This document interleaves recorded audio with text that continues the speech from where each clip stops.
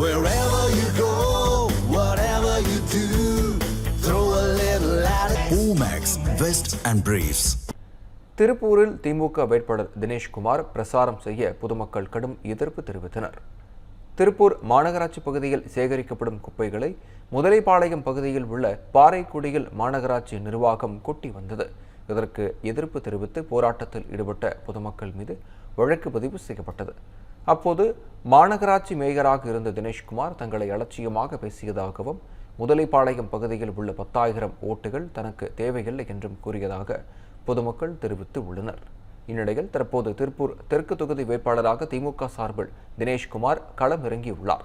அவர் தங்கள் பகுதிக்கு வந்தால் பிரசாரம் செய்ய விடாமல் தடுப்போம் என முதலைப்பாளையம் பகுதி மக்கள் திட்டவட்டமாக தெரிவித்தனர்.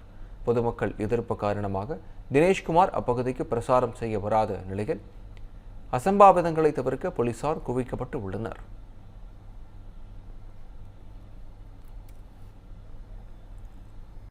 திருப்பூர்ல திமுக வேட்பாளராக இருக்கிற முன்னாள் மேயர் தினேஷ்குமார் அவர்கள் பிரச்சாரத்துக்கு வரதா இருந்துச்சு.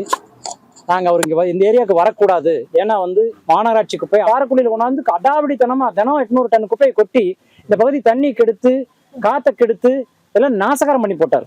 நாங்கள் கோர்ட்டுக்கு சென்று தான் ஆர்டர் வாங்கி குப்பையை நிறுத்தணும். 10,000 ஓட்டு எங்களுக்கு முக்கியம் இல்லைன்னு சொன்னவர் இன்னைக்கு வேணும்னு சொல்லி வர்றாருங்க. ஒரு நாளைக்கு 700 டன் 800 டன் குப்பையை கொண்டு கொட்டி எங்க ஊரையே நாஸ்தி பண்ணிட்டாங்க. அதுல இருந்து வந்த கசிவு நீர் சுத்தி இருக்க இந்த 5 கிலோமீட்டர் சரௌண்டிங்ஸ்ல இருக்கிற எல்லா கிணறையும் பாதிச்சிருச்சுங்க. எல்லா போர் தண்ணி எல்லாமே கெட்டு போச்சு. கோர்ட்ல போய் ஸ்டே வாங்கித்தான் இப்போதைக்கு கொட்டின குப்பையை நிறுத்தி வச்சிருக்கோம். இதுக்கு அவர் பதில் சொல்லியே ஆகணும். போலீஸை வச்சு இப்போ வேனோட நிக்கிறாங்க. நாங்க அதுக்கெல்லாம் பயப்பட மாட்டோம்.